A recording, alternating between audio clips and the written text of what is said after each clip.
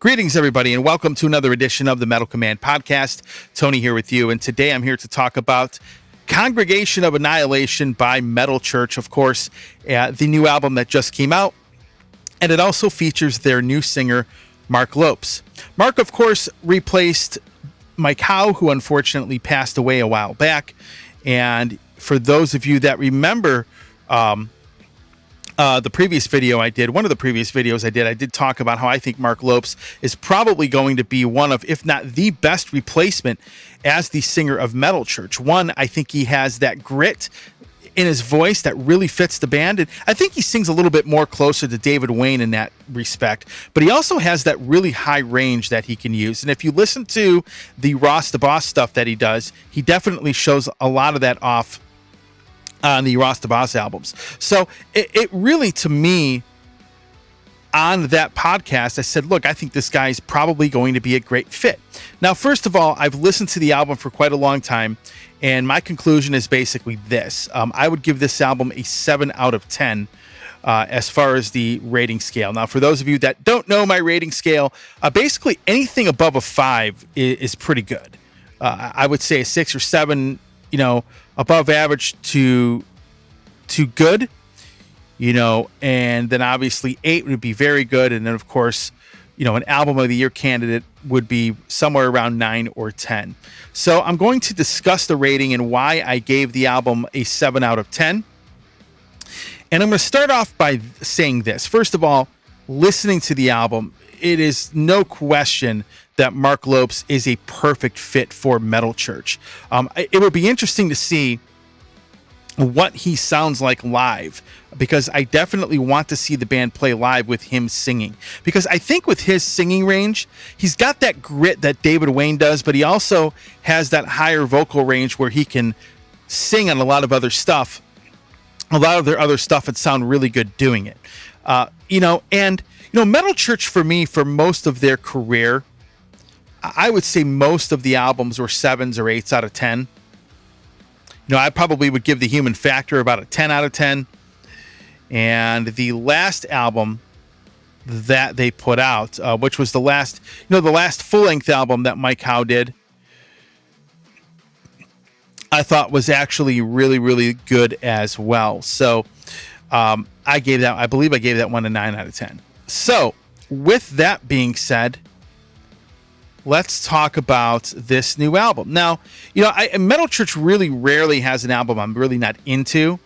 I would probably say if I had to pick one, believe it or not, I actually like Hanging in the Balance. But the album Masterpiece was a real letdown for me when that came out. I thought that I was expecting better from the band when that album had come out. It's decent, but I really don't think that album was all that great. It was pretty much an average record. I listened to it. I remember interviewing David Wayne, actually, and Kurt Vanderhoof for that album on the radio show, but it never really did much for me. That's really the only album by Metal Church that I don't care for. So overall, the album is pretty good. It's really heavy. I think Marc Lopes, there's been a couple reviews where people say, he kind of doesn't sing melodic enough or whatever. But for the most part, the reviews have been generally positive. There have been a lot of 4 out of 5s, 5 out of 5s, 9 out of 10, et cetera, but I give it a 7.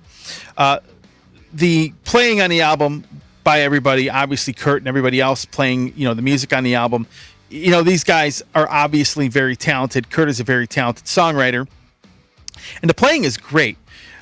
For me, what it really comes down to for the rating not being like an 8 or a 9 or a 10 out of 10 is that the songs just didn't resonate with me as much as they did on the last album.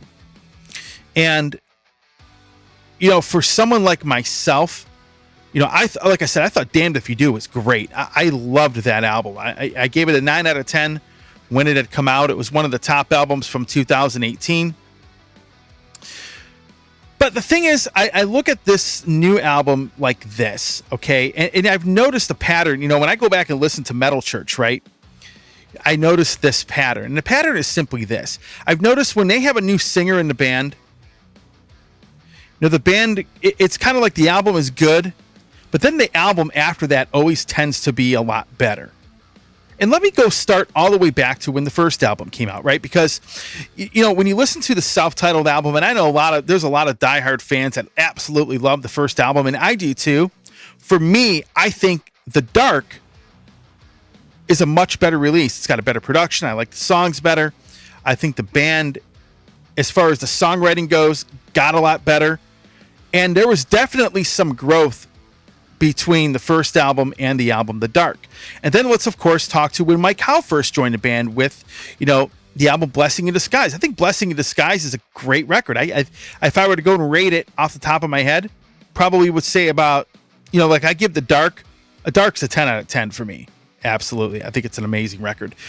Blessing in Disguise would be about a 7 out of 10 for me, right? But then The Human Factor comes out.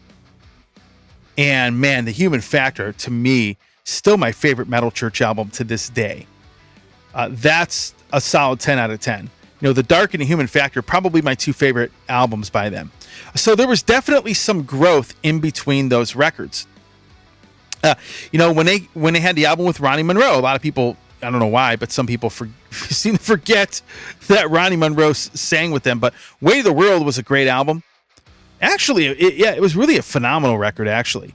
But then I liked A Light in the Dark a lot better, just musically. So, for me, it's like a pattern for them. They really kind of, when you get a new, and this happens in a lot of bands, when you get a new member in the band, you write that first album, there's always some growth to the second album. At least there should be.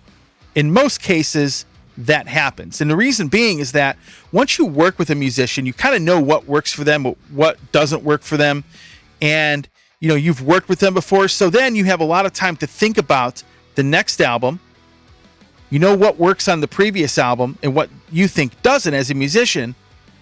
The next album, you grow together as musicians. Because again, Mark's new to the band. Okay.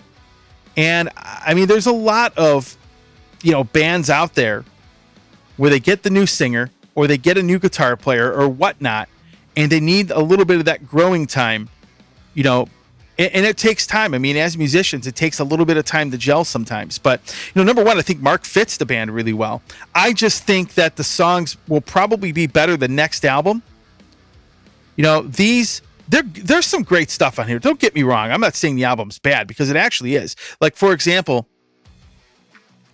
some of my favorite songs. In fact, the first 4 songs in the album are phenomenal. Another Judgment Day, Congregation of Annihilation, the title track, Pick a God and Pray, probably my favorite song in the album. Say a Prayer with 7 Bullets is good. Children of the Lie. I mean, there's some pretty good songs, but like if I'm going and comparing it to the last album, I like the last album better. Musically, I like the last album better. That's just me. That's just my preference. But overall, it's pretty solid. Again, 7 out of 10. 7 out of 10 isn't bad.